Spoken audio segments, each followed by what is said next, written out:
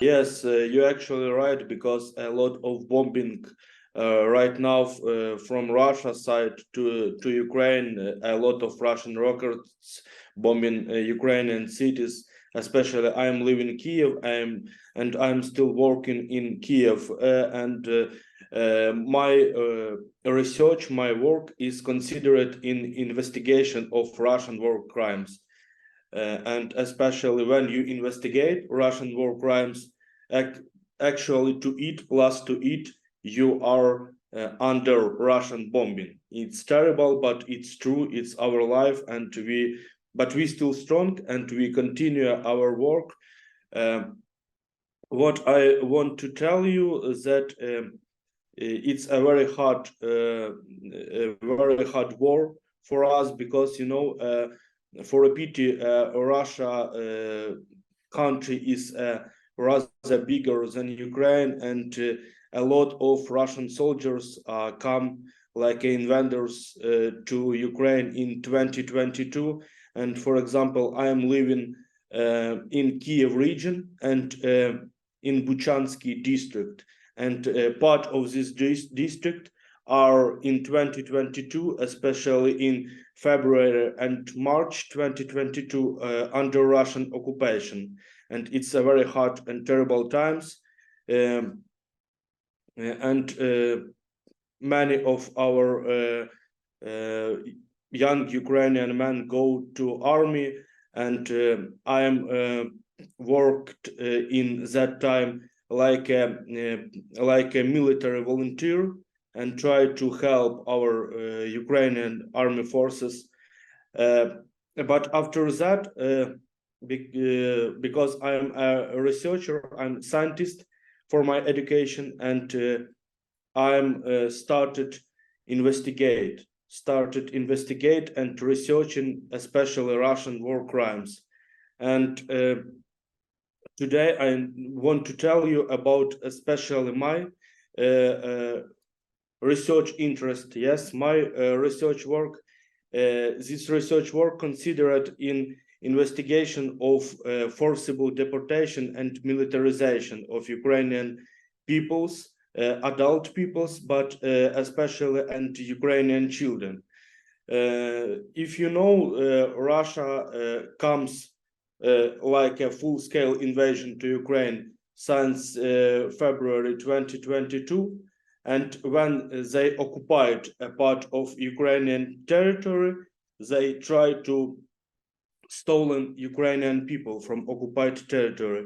And according to the UNHCR website, according to the Office of Ombudsman of Human Rights in Ukraine, at least 2.8 million people from Ukraine are forcibly deported to Russia. And right now, identified rather than 20,000 children. But we thinking that number could be rather more, because Russian invaders every day try to stolen these children and relocate them to the Russia Federation. After that, when they relocate Ukrainian children to Russia Federation, they replaced these children in temporary accommodation centers. It's like a summer camps, schools, and after that, they try to erase Ukrainian identity in these children, and they try to change their names. And for a pity, Ukrainian side have no information about these children. It's a very hard situation to identify who, especially of Ukrainian children, are forcibly removed, forcibly deported to Russia. And after that, especially to that, they try to militarize, especially young boys, aged from 6 years old to 17 years old. Russian have numbers of paramilitary organization named like Young Army, Movement of First, Young Guardi, and they try to teach Ukrainian young men, especially Russian military lessons, plus with Russian history, with Russian culture, but no with Ukrainian lessons. They do these war crimes because they want to rechange Ukrainian identity, and they try to grow up future mobilized sources for Russian army. And we try to collect all of these facts and try to analyze and try to spread to European Union, to United States of America this information, and try to help these people come back to Ukraine and try to do some rehabilitation with these Ukrainian children. But it's a very hard situation for us because I said you about more than 20,000 children who are forcibly deported, but returned just 388. Just a small number.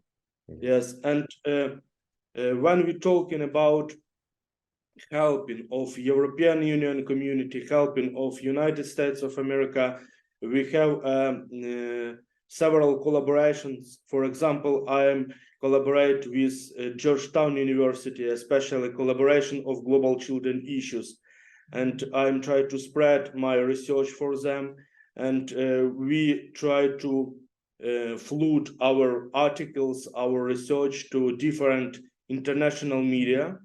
And we have several publications about these war crimes. I could share to you some of these articles.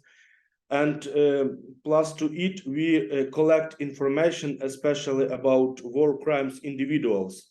It's Russian individuals, especially Russian authorities, Russian governments, people ahead of some military combat of Russian armies who are involved in process of forcible deportation and militarization of Ukrainian people. And we collect this information, put this information to the list like a document, and share this sanctioned list to our advocacy partners in the European Union and in United States of America. And after that, they try to improve sanctions against this person. I'm saying that we are very thankful for this helping, but it's not enough for some of these issues, because we should have a more and more sanctions against war crimes individual, and we should have a chance to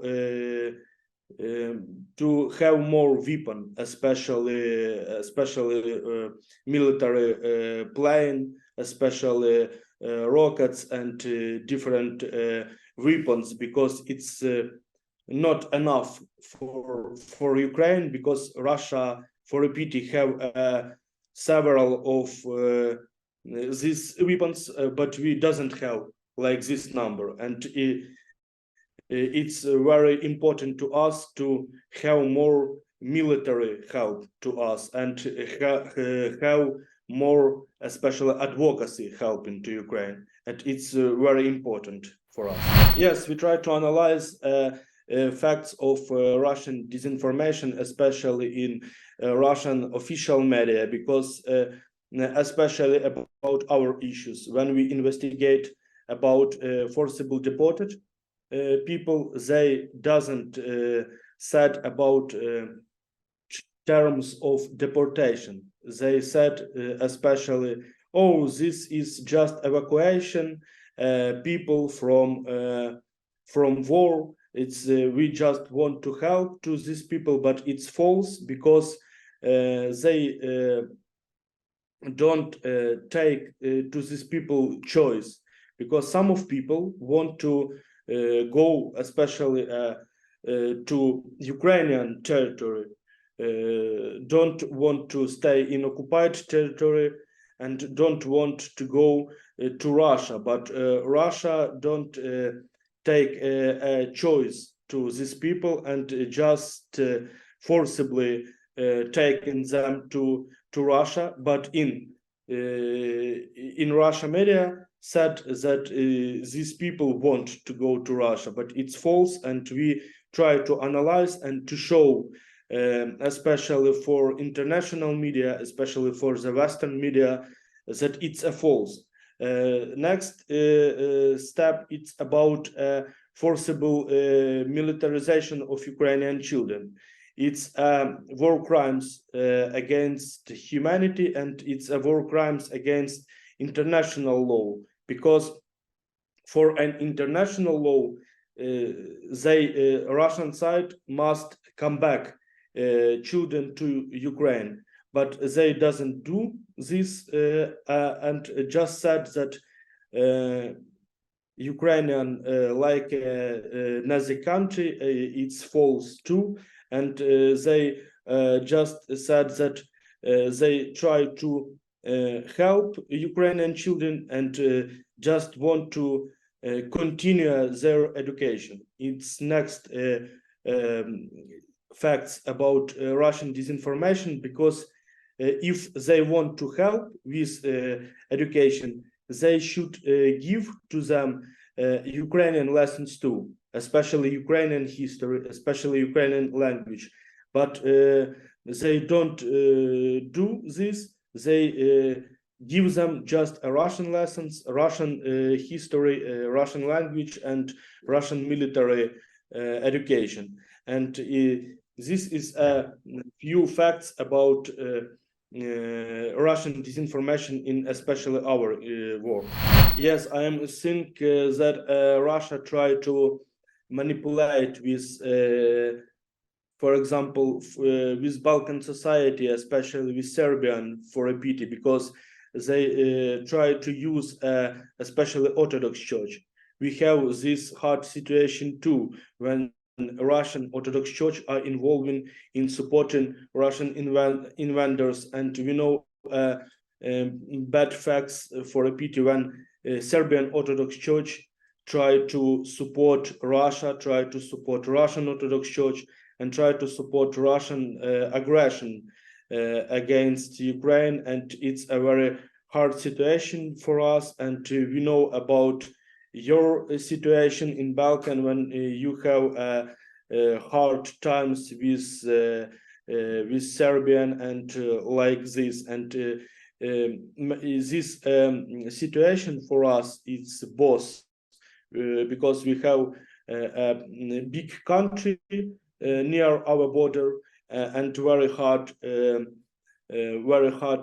situation in speaking with these countries, hard situation with a diplomacy between us and these countries, because they don't have an honor to our independence. And it's a very hard situation for us and for you too. And we clearly understand this situation, and supporting you, and have a faith that you supporting us.